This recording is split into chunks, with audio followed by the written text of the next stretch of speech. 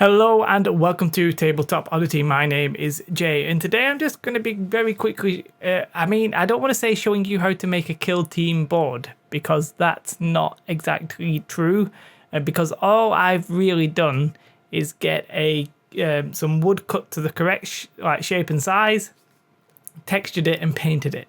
That is literally all I've done. But I'll quickly show you that.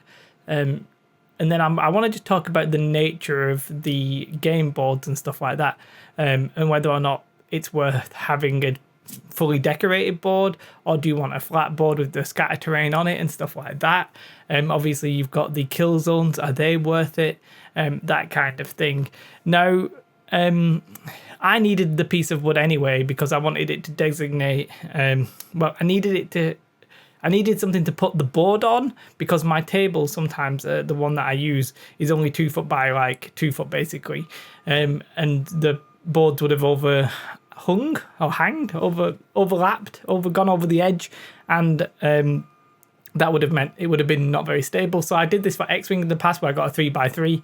This time I got a 30 inch by 22 inch MDF board, which I'll show you, which was very easy to obtain from B&Q. They have a wood cutting thing. I'm only using 6mm, but you might want to go 9mm because there is a small chance that it could warp. The thing is, if you go to B&Q, they sell a massive sheet that you can cut down. I cut down into 2. I could have easily have bought 6 or 7 of them, probably even more. Just go to your local hardware shop and get it in the right shape and size. And I'm essentially going to do what Mel the Terrain Tutor did. So if you want to check out how to texture a board using filler, I will put a link to his video in the description below. And that is basically, I mixed some water in with it and just painted it all across the board first and foremost. And then sort of while it was still wet, got some more filler on my brush and then started to let's say stab at it. That sounds a bit weird, but basically if you were trying to stipple, if you were trying to create a stippler effect. And what we're trying to do is we're trying to create ridges with the brush. And that's going to create the texture that we use. Now, Mel, he does 2 layers of this, which I almost certainly should have done, but I only wanted a subtle effect. But basically, without doing it twice, it left me a few areas where the peaks weren't very tall, or there were no peaks at all, which basically meant on some parts of the board there was no texture, which was a bit of a problem when coming to paint it, because when you were painting it, obviously without texture, when you're dry brushing, it's very hard to pick up any of the details because there are no details. So but yet stipple it, you basically, it's a very similar effect to what the Games Workshop plastic boards actually look like. But I didn't want to use sand and PVA, but you obviously could, because 1, it'll warp possibly a bit more, and 2, it's messy if it all falls off and stuff like that, where this is quite tidy at the end. And then I simply cover it in chocolate brown. Well, I actually tried to patch up some of the mistakes first, but then I cover it in basically it's cocoa from American Deco Arts or something, just mixed in with a little bit of water. As Mel says on his incredible videos, which I really am just doing a very bad retread of at the moment, mix in a little bit of water, but paint it and then leave it, because the filler can sometimes moisture and get wet again with the water and it becomes movable. So you just want to paint it once and then go over it again. And then we're just going to dry brush it. So I have colour matched dark sand from Vallejo and I've colour matched light sand from Vallejo. And I pretty much just dry brush those 2 colours in that order, dark sand and then light sand. And then a very small amount of white, which isn't filmed here because the camera, the lighting was bad in the room. But that's pretty much it. It's a board that looks fine. I've taken some pictures with some of my Star Wars Legion terrain on it, just to sort of give you an idea of what it would look like.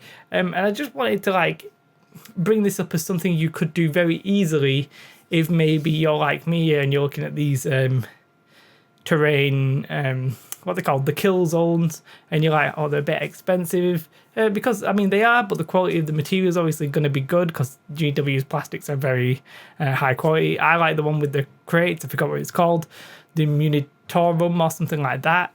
But the one that we have, there's the one with the walkways, which the name is escaping me at the minute, and I liked it. But on the kill zone, on the actual mat itself, it had like this desert one with the walkways on the desert.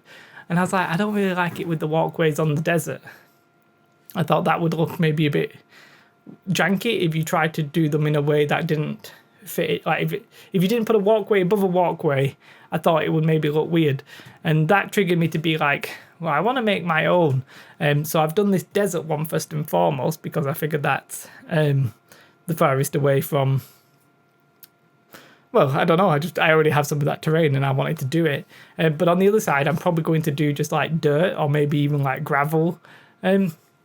You could do roads if you wanted to. You could just paint them in, or even instead of having the texture, just have like it flat, or maybe have sand and gravel, have sand for the road and filler at the sides, whatever you want. There's so many options you could do. I've seen some incredible ones on Facebook. The guy who made like his craters into the board, but I didn't want to put my terrain in the board because then you're stuck with it. Whereas if you have scatter pieces, you can then obviously rearrange the board as you like, essentially like a mat, because most mats, the details on a lot of the mats, sometimes you can have like basic mats where there's not much I don't want to say not much detail, but there's not much scenery or decoration on the mat, so that gives you the luxury to do what you like. Whereas if you have a mat which has like roads and stuff like that, you're obviously limited to that kind of setting.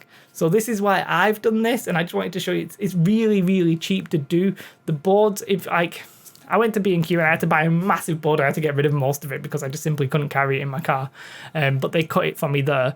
Just go to a hardware store where they'll cut you like wood for free. Or if you've got the equipment yourself, obviously do it for free. Do it yourself. It doesn't have to be 30 inch by 22 inch. They've said that they recommend bigger than like 2x2s, the smallest they would go, but any size seems to be okay.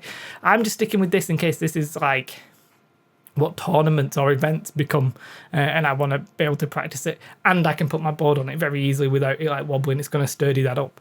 But yeah, I think I'm going to just do a few more of these. I might do a snow one. That kind of very easy to do the snow one. You could just paint it white. Do you know what I mean? Like, yeah, I just wanted to show you this. Let me know your thoughts on this. Is this something you're going to do? Are you just going to rely on the kill zones? I think the kill zones are they RRP £50? I think maybe could be £40.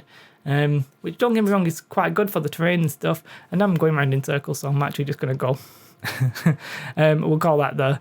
I want to make some desert craters. I've already made a video on some craters, which I'll try and also put a link up.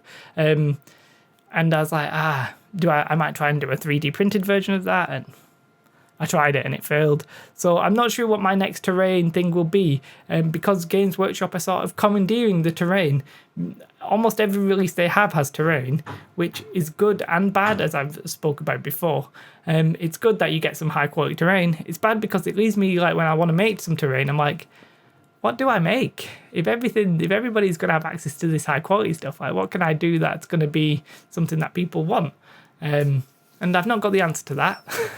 So this is my first answer to that, which is just a board, a plain board, because they're not going to sell plain boards and I wanted one. I'm rambling. Have a beautiful day. Like and subscribe. Goodbye. Bye, guys.